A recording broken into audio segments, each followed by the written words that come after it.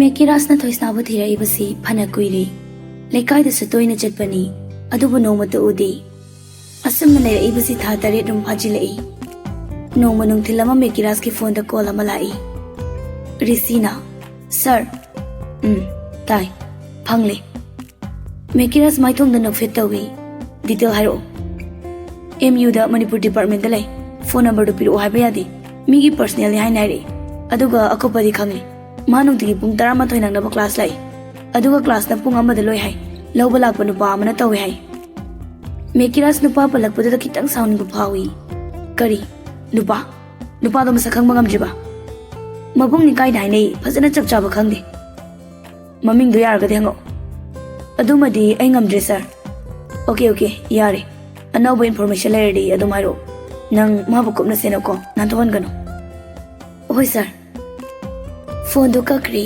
Mekiras ngaya khanjana duna lei mani tomboi ram ga drai duna fit wakal khandana lei phone do mu thanga duna Srinivas ta call tawi Srinivas na yam thajadi ye nungai bai ta nungai nang de gi longbo sudum lakhi drene oh sound pharam takre Srinivas na kaisu kai dile dogidi aduda aisu kai haidino khangdre Mekiras na ana ye yaudaba natro hoi yaudi nangdi hero na bu kamai na doino da asi haidina Mekiras nok thorai fagi dage khoi mari se kaina dorabo phana di koina tinarakpani class 11 dai Mekiras nungaita kongphama maina sogi bagi pumna makse loina mangkhrita ai bu warauno ai mani to bu na bangam gadaba mandi hoise laibak ta tamlam bai duni kai haidino khangdi ado nang thoisna ga pausum po phauna dabra phauna de thani pan phare pau phauna daba kamdong leramni haina khanbada su ayam wai mateng pang ga daba su ikhang da khangna re tawrisi adunu upai leite ne Mekiras na aigi kanaram dai da call tawri kaina khangadra nangna asu koina tinai se nangi ngasi wa hi haina bro I kar kan nang Mekiras nok laga wari diba sound we kai mateng no ngamboi di pangi nang manitomba do pung 12 dagi ama phawbasi ma kai thabak le haina amtang bi Srinivas ngaya khanjana duna lei adu gai rei hoi hange ne hoi aduga pawdo mairo thamage ani da call thamna kri Srinivas tinthaba tawda call tawi manitomba ahan ba call pairakti ani subada call pairai manitomba na hello Thabak chin bro Manitomba hoi adu yani hero picnic amta sin sidana nupi jing sa khangnan seba Manitomba as iwo hainadre ichan nupi duga Srinivas na as kai sukalano ado nang ke matam sange picnic natrasu KPM chalaga do manchang pora be chawk si kaino Manitomba ai se pung amagi matung da yani ne pung ama phawbana na to to na chatuiro as thoibido university thindok thinjin aina tawe dogini oh adudi yare ne yaraga chara charo ko Manitomba soi haiduna call thammi Srinivas Mekiras da call do muk tawi ngaiduna leibagi ring chat pawrakpada paikhatli hello oh thoisna university da thin le Mekiras maithong da momonok lai thank you ita hoy theng drasu yare itu leire khoi saksi deba ani dong hai wari sanaraga call da thamnakri pung yenglubada 12 makhai tagadaba minute 10 da ngairami Mekiras thabak sima thintaba pamdraduna Boris ta call tawi Boris ahan ba call pairakti ani suba call pairai hello Mekiras na itengam ta pangudana hoi hairo Mekiras na Boris na tawgadaba thabak singsin khri Boris so hoi haiduna call da thammi Mekiras nok minong tawduna magi office ka dagi tholaktuna gari da tongkhatuna chatkhre thamoi singna nungsirabadi thibada phangdaba leite haibaduni Mekiras na thoisnabu thira ibasi yamna kuirabani adubu nomata magi mapaw takhidi anam kanba Mekiras ni phangde aiduna tokhidi ma phangnaba mi thadoktuna thihalibani Mekiras matam kuina dagi thirakpadu ngasi phangbasida masadu leita phum khangde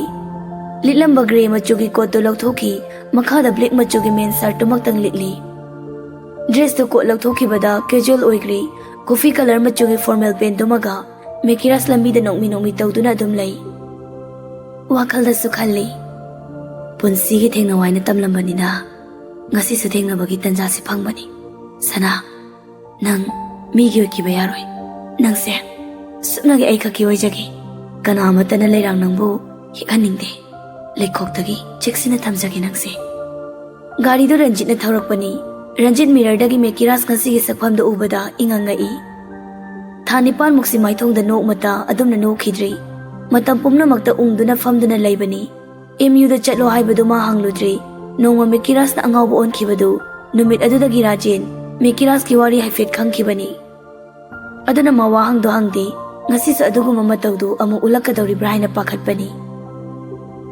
somdana borisogi kangbu maniktomba tholakpa ngaiduna lei pung ama tagadaba minute 30 watlingaida getagi gari do thaudoraktuna lai hairangoi thonglomda ngasai makhai tung inaduna laiba gari do yawba nupa amana boris ta call tawi boss hairangoi thonglomda Catholic school leibagi lambi do aduda soidana laani okay lai re khoi nakalamagi do pau pikro hoi call do thamnakri somdana mekirasogi gari do MU da thauzilai Manipuri department tana lai MU manung do khara sangbana matamni khitang lawi Manipuri department na manung da laibana thibada sumatamai pit lawkri mafam do yawbada pung amaga minute manga chatli satra sing mai mai thokna bahaurai Mekiras gari dagi kumthaduna leptuna lei thoisna lakpra haiduna yengduna ngayaki matungda uri laptakna mamanabi amaga maga wari sanaduna lakpadu Mekiras thoisna ubada ahanba numita phawkiba ihulda phawrai Mekiras thabak mapada haipet paiduna naduna lei aduga machinda su tapna soli thamoi nangsu tanja sida control ngamdraba nungsibi ma ubada yam irang tosile ngasidi ma puraga chatorabani inaktagi lenghalaroi adana pakhat kanu Mekiras thamoi mapadu da nan duna thoisna gi manakta changlai thoisna Mekiras lakpadu da ngakni yengi mamita sumapi ira cheli kuire mapau takhidaba nawhongna na thokriba thaudok singdu ningsinglai Mekiras nongmi tawduna thoisna gi mamangda leptuna lei aduga tapna kaurai sana thoisna gi nakanda leramba mamanabi do ngakni yengduna lei Mekiras thoisna da yengduna lei mamita sumapi ira cheli anidugi matawdo mamanabi do chatlagi hairaga chatkri thoisna peri tawduna lei Mekiras thoisna gi makhut paidana kapkano kapchepi kapkano yambung masakaurabo ha nang yambung siningsingrabo ningsingi yambung ai kaudi mi yengnari lao mafam amada chatlaga wari sanausi thoisna do hoi haiba ngamde Mekiras ta tapna yambo tamo chawla kani nang halo laoi lao chalasi lao ba aina hairame la kanona Mekiras thoisna gi makuto paiduna chingduna chatli aduga gari da tonghalli Ranjit puna gari ma thara aga aduda chatlo haina hairamnaga Mekiras gari thauduna chatkri Ranjit na as aidi pele matamni ko soise somdana boris oina manitombagi gari phajinduna thammi manitomba sauna boris ton sinduna aina kari tawkrage nang lengo da suyeli se ha ai thi chato kuiroi ngakta na minasi Mekiras ti somna tangi phajinduna thammu tang haikibani masada soglakanu masada phuganu haina su akan maya thang tawkibana